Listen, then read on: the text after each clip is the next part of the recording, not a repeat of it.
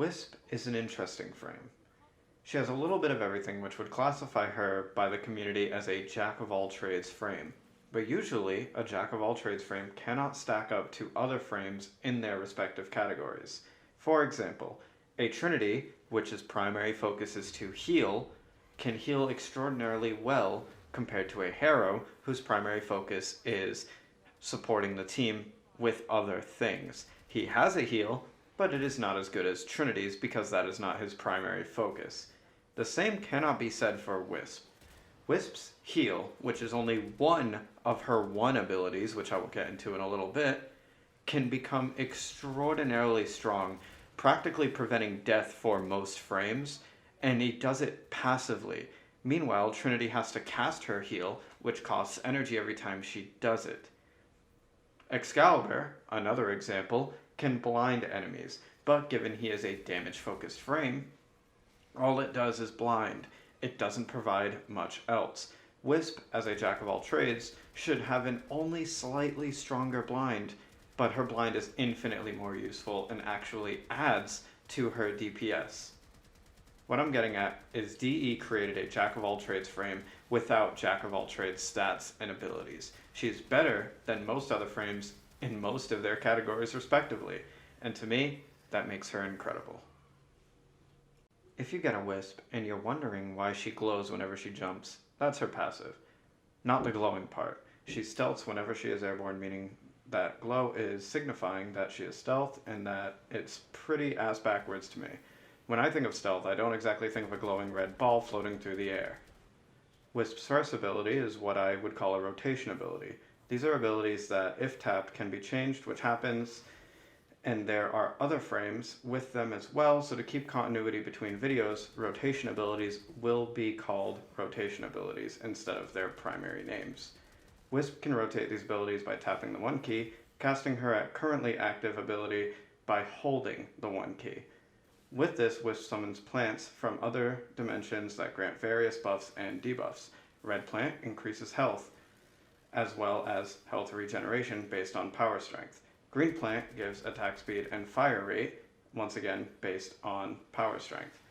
The blue plant gives you a shock mode that follows you around, zapping all enemies that come near you. These plants remain permanent in a spot, and if you step away from its radius, a timer will start showing how long you have to maintain the buff. By far, the least useful buff is the blue plant, because the damage cannot be amplified, and shock is an incredibly unreliable CC, as different enemies have different shock animations, which depends on how long they are CC'd. Wisp's 2 is a spectral decoy she can send out to draw enemy fire away from herself, and can recast to teleport to said spectral decoy. This ability has some shenanigans potential, with sending it out through a door, then using her 3 to blind an entire room, then teleporting to it and murdering the whole room, but it's fairly impractical to rely on. Remember, Warframe is a fast-paced balls-to-the-walls game, so slow activating abilities like this aren't exactly that useful, outside of a very few scenarios. Wisp sends out a radial blind with her 3, and not to be confused with Excalibur's, this one's actually useful. It blinds enemies and marks them, making it so doing headshots to them causes little white balls to fly out to nearby enemies, damaging them. The balls cannot proc each other, so headshotting one does not create a chain reaction, but using a weapon such as the Ignis Wraith, Kuvanukor, or other beam weapons can make more balls fly out than your mom's mouth on a Friday night. Now for Wisp's 4. She summons a solar gate in front of her, causing all enemies caught in the beam to take decent damage, draining energy the longer she holds the beam, which can be empowered by pressing your fire key, and this ability gains bonus for the plants circling around it. Now, I know the phrase summons a solar gate makes it seem like this would be super strong, but it's not at all. This ability is nowhere near worth the cost to hold for very long. Granted, it's a beam, it's still useful for proccing her 3, but besides that, it's next to useless as its damage is not justifying of its cost at all. Wisp has 2 augments at her disposal, and personally, I think they're both fucking useless. For context, I put a message into the Allegiant Discord asking if anyone had used them, so I could find some anecdotal evidence that they have use. There are over 500 people in the Discord, and only one person got back to me saying that they don't because they forgot they were there. And looking at them, they're not that good. With that being said, these augments are Fused Reservoir and Critical Surge. Fused Reservoir adds a 4th reservoir to your one that just has the effects of all 3, with the caveat of it costing 200% more. So you're really not getting much. It's not going to make it cheaper, it's not going to make it stronger. Those are things that would need to get added to this in order to make it even remotely useful in the limited mod space that Wisp builds already have. Her second is Critical Surge. This makes it so teleporting to a reservoir costs 50% of the energy that a Breach Surge normally would, and grants 10% crit chance for snipers only, and for every meter traveled for 9 seconds.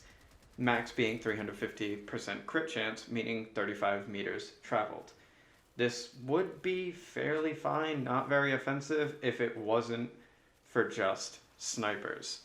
Snipers aren't exactly incredibly popular. To be fair, primaries aren't in general, though I like using them. So setting this for snipers only makes it seem like it would be used for Eidolons, which I'm sure in Eidolons it would be okay if it wasn't for the fact that Breach Surge is something you want enemies to get hit by, so they get blinded, you can headshot them for the Breach Surge proc. So if you're teleporting away, then your Breach Surge will also go away from enemies. This mod seems like it would have potential, but it's just not quite there yet. This is the build I generally run for Wisp, focusing on power strength and duration. Range is less of a factor as your plants don't need a huge range, and those are what I like to focus on in her kit.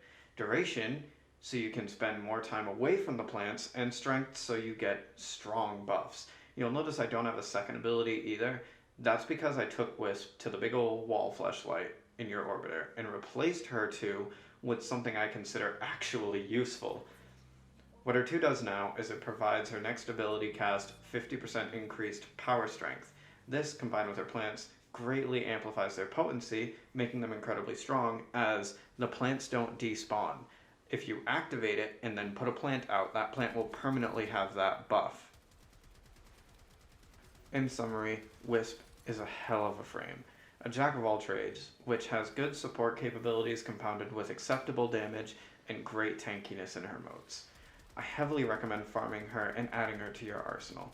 Her requisition is fairly easy as long as you have an amp, meaning you have to get one first, and I would even recommend farming a better one, as I did farm Wisp at first with a mote amp, which is the standard amp that you get, and it was a fairly subpar experience.